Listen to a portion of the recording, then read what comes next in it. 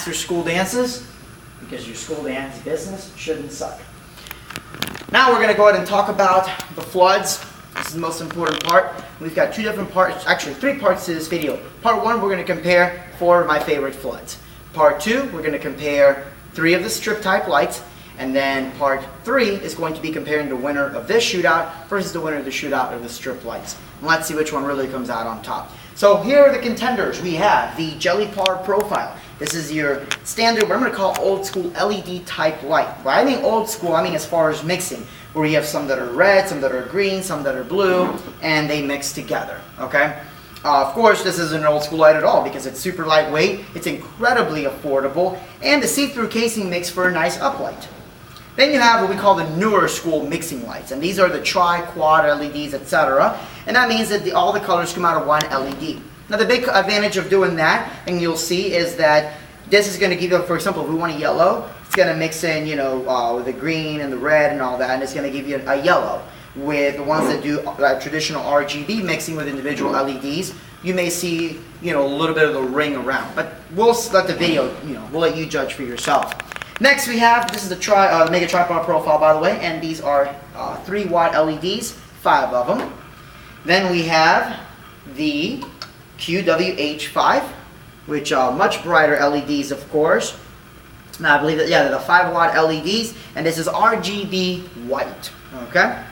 Of course, this one also has the LSF filter that we're going to do another video later on, so stay tuned for that.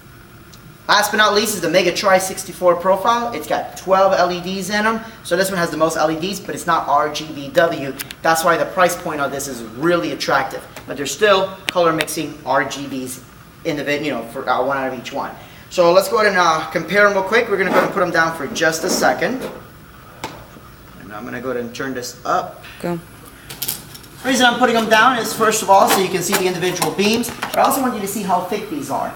The most professional looking in terms of build, of course, is the QWH with the all metal case, but I can tell you from experience that this plastic case on these can take a wallop, okay?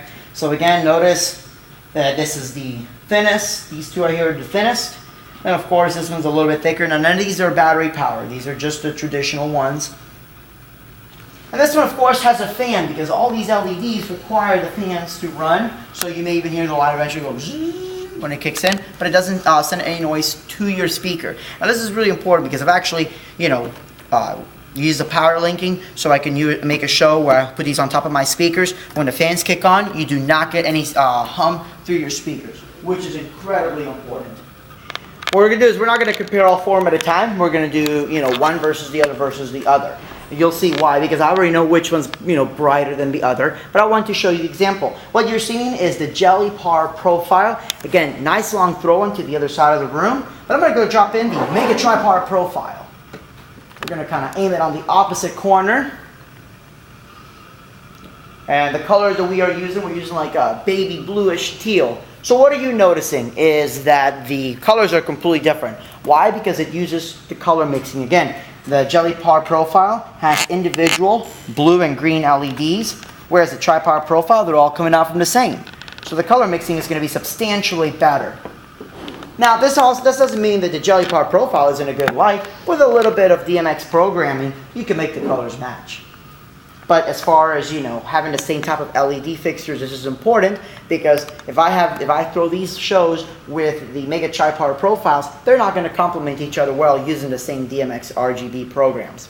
The other thing you'll notice is that the Mega TriPar profile has an incredible spread. This is more of a spot. The Mega TriPar profile is almost a wash. It's ridiculous how wide the Mega TriPar profile is. Just absolutely incredible. So let's go ahead and take down the jelly. I will say though, the jellies are fun. I mean, it's, you know, some DJs may consider it gimmicky, but for uplighting, I've gotten a lot of compliments using these as uplighting, just because having a white case that glows really brings in the wedding colors. I would actually like to see a Mega TriPar profile jelly or a UFO jelly. Woo, lordy. Another thing you'll notice is that under the DMX address, it's blinking, telling DMX has been disconnected, but it does not lose the colors until you unplug it. This is crucial, folks. We're going to go ahead and take it down. Let's do an A and B comparison. Again, you are seeing the Mega TriPar profile. We're going to go ahead and whip out the QWH5. And here it goes. So again, Mega TriPar profile, QWH. Let's set them off to the side. The colors, of course, are the same. The QWH5s, the LEDs seem a little bit of a slightly different tint, but not too bad. Not where you're noticing it, not unless you're literally metering and staring straight at it.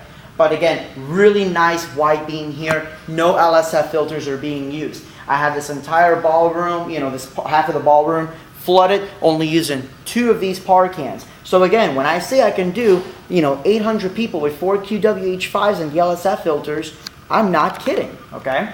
So again, really nice rich colors. If you are looking for a simple, effective, cheap wash solution, Mega TriPar profile is the winner. If you need pure white, then of course the QWH5 is the winner there. Good job, TriPar profile. Let's take it down.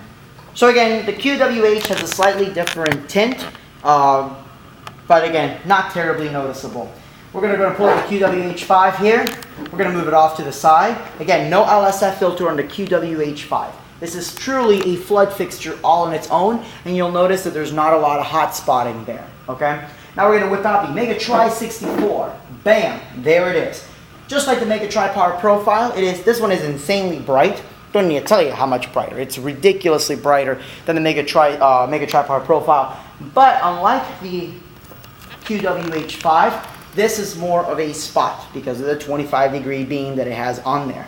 So let's compare them side by side. You'll also notice the colors are slightly different, but there's 2 reasons for that.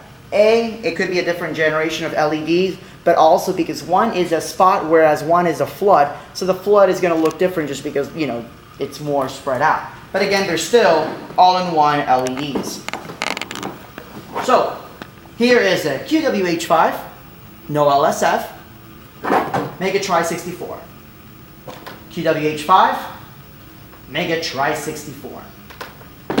From all intents and purposes, the winner of this shootout for the widest and brightest light is going to be the QWH5. If you want the brightest spot, it is the American DJ Tri64.